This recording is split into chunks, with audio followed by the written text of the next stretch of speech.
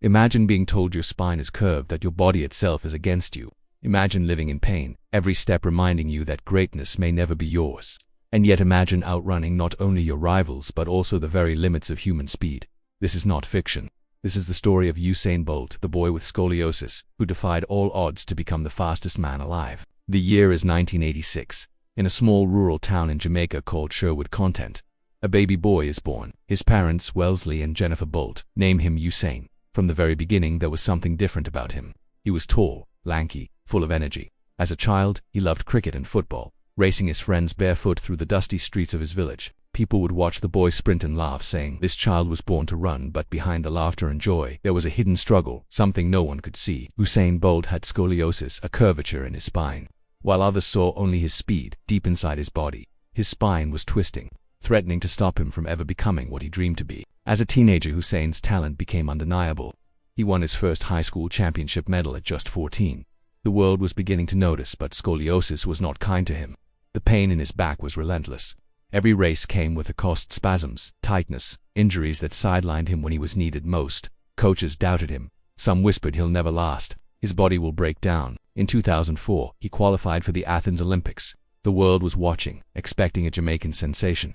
But in the very first round, he finished last, limping off the track with an injury. Critics labeled him a disappointment. The headlines read, "Bolt not ready for the big stage." Imagine being 17, carrying your country's hopes, only to fail in front of millions. For Bolt, the pain was not just physical, it was emotional. He wondered if the doctors were right, if scoliosis would keep him from ever achieving greatness. There was a night Usain sat alone, staring at the ceiling. His back ached, his confidence was shattered, and his mind was drowning in doubt.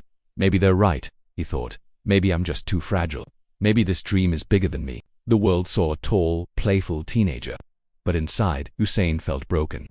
He thought about giving up, about walking away from the sport he loved. Because what's the use of talent if your body won't let you use it? But somewhere in that darkness, a fire lit up inside him. He remembered the boy who raced barefoot in the streets, laughing, fearless, unstoppable. He thought of his parents, who believed in him. He thought of Jamaica, the land of sprinters, the legacy of legends like Don Quarry, and he made a decision. No, I will not give up. If scoliosis wants to stop me, then I will fight it. I will train harder, smarter, stronger. I will not let this be the end of my story. It was in that moment, not on the track but in his heart, that Usain Bolt truly became a champion. From then on, everything changed. He pushed himself with relentless discipline. He worked on strengthening his core, fixing his posture, balancing the weakness in his spine with the power of his legs. He took advice from doctors, coaches, and physiotherapists, but above all, he trusted his willpower. Training sessions were brutal. The world saw only his smiling face, but behind the scenes was sweat, pain, and sacrifice. There were days he vomited from the intensity, days when his back seized up, leaving him on the ground. But each time, he stood back up. He switched from the 200 meters to the 100 meters, a race he once hated. People doubted him again, saying his tall frame was too slow at the start. But Bolt turned weakness into strength. His long strides became weapons. His power after 30 meters was unmatched. In 2008, at the Beijing Olympics, the world held its breath. Could this boy with scoliosis really compete against the best? The starting gun fired. Bolt exploded out of the blocks. By 30 meters, he was ahead. By 70 meters, he looked back, yes, looked back as if to say, "Is this all you've got?" He spread his arms wide, pounding his chest as he crossed the finish line. 9.69 seconds, a new world record. But it wasn't just a record, it was history. Usain Bolt, the boy whose spine tried to hold him back, had just become the fastest man alive, and he wasn't done. In 2012 London, triple gold. 2016 Rio de Janeiro, another triple gold. By the end of his career, Usain Bolt was an 8-time Olympic gold medalist, an 11-time world champion, and the undisputed lightning bolt.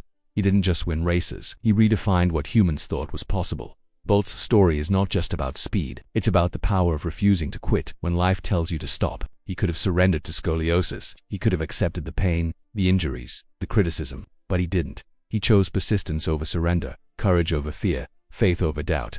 His life is proof that your weakness can become your strength, that your obstacles can fuel your rise, and that no condition, no failure, no setback can define you unless you let it. Usain Bolt's message to the world is simple. Don't think limits. And so I leave you with this. No matter what you are facing, whether it's pain, failure, or doubt, remember the boy with scoliosis who became the fastest man alive. Thank you for watching. And remember, no matter what happens in life, never give up.